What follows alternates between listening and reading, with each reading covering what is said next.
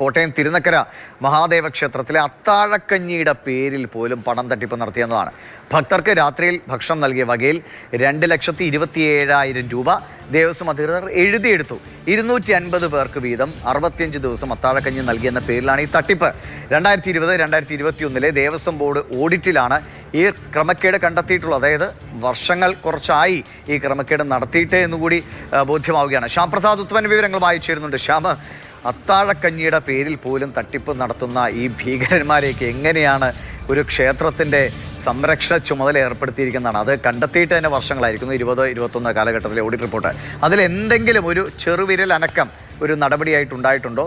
അതോ ഈ പണം തട്ടിയവരൊക്കെ വേറെ ഏതെങ്കിലും ക്ഷേത്രത്തിൻ്റെ ചുമതലകളിലേക്ക് പോയി അവിടെയും ഈ തട്ടിപ്പ് തുടരുകയാണോ?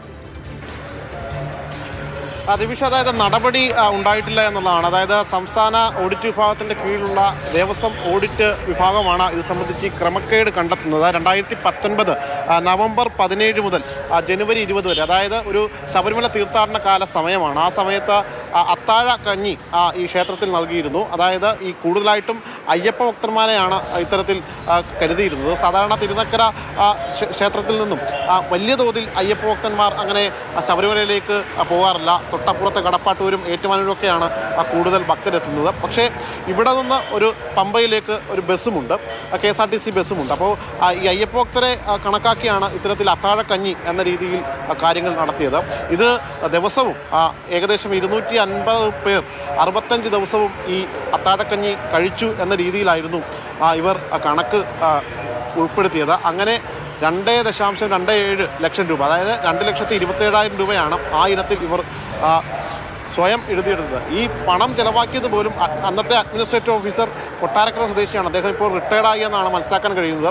ഈ റിപ്പോർട്ടിൽ അദ്ദേഹത്തിൻ്റെ പേര് പരാമർശിച്ചിട്ടില്ല. പക്ഷേ ഈ പണം ഇവർ തന്നെ സ്വയം പോക്കറ്റിൽ നിന്നും ഈ പണം വിനിയോഗിച്ച ശേഷം പിന്നീട് ദേവസ്വം ബോർഡിൽ നിന്ന് എഴുതിയെടുക്കുകയാണ് ഉണ്ടായത്. ഈ ദേവസ്വം ഓഡിറ്റ് വിഭാഗം ഇത് സംബന്ധിച്ച് കണക്കുകൾ ചോദിച്ചപ്പോൾ ഏതെങ്കിലും തരത്തിൽ രസീതുകളോ മറ്റുമൊക്കെ ചോദിച്ചപ്പോൾ അത്തരത്തിലൊന്നും തന്നെ ഇവർക്ക് ഹാജരാക്കാൻ കഴിഞ്ഞില്ല. സാധാരണഗതിയിൽ ഈ ക്ഷേത്രവുമായി ബന്ധപ്പെട്ട് ഒരുപാട് ഭക്തർ എത്തുന്നുണ്ട്. അപ്പോൾ ഈ സ്പോൺസർഷിപ്പും മറ്റുമൊക്കെയാണ് ഇവർ ഈ അത്താഴക്കഞ്ഞിക്ക് വേണ്ടി കണ്ടെത്തിയതെന്നാണ് മനസ്സിലാക്കാൻ കഴിഞ്ഞത്. അങ്ങനെ ഈ പല ദിവസങ്ങളിലും ഈ അത്താഴക്കഞ്ഞിക്ക് സ്പോൺസർമാരുണ്ടായിരുന്നു. ആ സ്പോൺസർമാരിൽ നിന്ന് പണം വാങ്ങി ആ പണം വെച്ചാണ് ഇവിടെ കഞ്ഞി നൽകിയത്. കൂടിപ്പോയാൽ ഒരു ദിവസം 10-50 പേർ, അല്ലെങ്കിൽ അങ്ങേയറ്റം പോയാൽ ഒരു 100 പേരിൽ താഴെ മാത്രമൊക്കെ അവിടെ കഴിക്കാനായിട്ട് എത്തുകയുള്ളൂ. അതും അവധി ദിവസങ്ങളിലൊക്കെ ആയിരിക്കും ഈ 100 പേരൊക്കെ എത്തും. പക്ഷേ ഇത് ഈ 65 ദിവസവും തുടർച്ചയായിട്ട്. എന്നിട്ട് എന്താണ് ഈ 4 വർഷം കൊണ്ട് എന്ത് നടപടിയാണ് ഇക്കാര്യത്തിൽ ഉണ്ടായത്? ഏതെങ്കിലും വിധത്തിൽ അവിടുത്തെ ഇപ്പോൾ ക്ഷേത്രത്തിൻ്റെ മറ്റു സമിതികളൊക്കെ ഉണ്ടല്ലോ, അല്ലെങ്കിൽ ഭക്തരുണ്ട്, അവരാരെങ്കിലും ഇതറിഞ്ഞ് ഏതെങ്കിലും വിധത്തിൽ ഒരു പ്രതിഷേധിക്കുകയോ ദേവസ്വം ബോർഡ് ആളുകളെ ബോധിപ്പിക്കാൻ വേണ്ടി എന്തെങ്കിലും നടപടി എടുക്കുകയോ എന്തെങ്കിലും ചെയ്തിട്ടുണ്ടോ? ശ്യാം,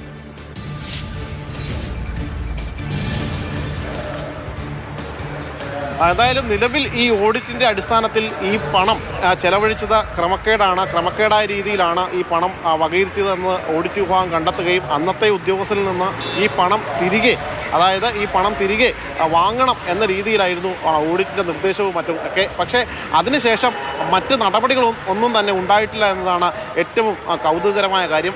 ഇത് കൂടാതെ തന്നെ ഈ അത്താഴക്കഞ്ഞി കൂടാതെ തന്നെ ദേവസ്വത്തിൻ്റെ മറ്റ് ചിലവുകൾ, അതായത് മതിയായ രേഖകളും വൗച്ചറുകളൊന്നും ഇല്ലാണ്ട് ഏകദേശം 3,06,000 രൂപ ഇവർ ഇത്തരത്തിൽ ചെലവഴിച്ചിട്ടുണ്ട്. അത് സംബന്ധിച്ചും ഒരു രേഖയും തന്നെ ഉണ്ടായിട്ടില്ല. അപ്പോൾ അതും ഈ കണക്കിൽ ഉൾപ്പെടുന്നതല്ല. അതായത് ഈ ക്രമക്കേട് നടത്തി ചെലവഴിച്ചതാണ് എന്ന് ഈ ഓഡിറ്റ് വിഭാഗം കണ്ടെത്തിയിട്ടുണ്ട്. ഈ തുക അന്നത്തെ ആ ഉദ്യോഗസ്ഥരിൽ നിന്നും തിരികെ പിടിക്കണം എന്ന ഒരു റിപ്പോർട്ടും ഈ ഓഡിറ്റ് വിഭാഗം നൽകിയെങ്കിലും മറ്റ് നടപടികളൊന്നും തന്നെ ഉണ്ടായിട്ടില്ല എന്നാണ് മനസ്സിലാക്കാൻ കഴിഞ്ഞിട്ടുള്ളത്. എന്തായാലും ഈ റിപ്പോർട്ട് കോടതി മുമ്പായൊക്കെ എത്തിയതുമാണ്. പക്ഷേ പിന്നീട് എന്ത് സംഭവിച്ചു എന്നത് സംബന്ധിച്ച് ആർക്കും അതിൽ വ്യക്തതയില്ല. എന്തായാലും ഈ 2020-2021 ഓഡിറ്റ് റിപ്പോർട്ടിലാണ് ഈ പറയുന്ന രീതിയിലെ തട്ടിപ്പ്, അതായത് സാധാരണക്കാരൻ്റെ ഈ ഭക്തരായി എത്തുന്ന ആളുകളുടെ പേരിൽ അത്താഴക്കഞ്ഞി നൽകി എന്ന വ്യാജേന ഇത്രയും വലിയ തുക ഇവർ അടിച്ചു മാറ്റിയിട്ടുള്ളത്.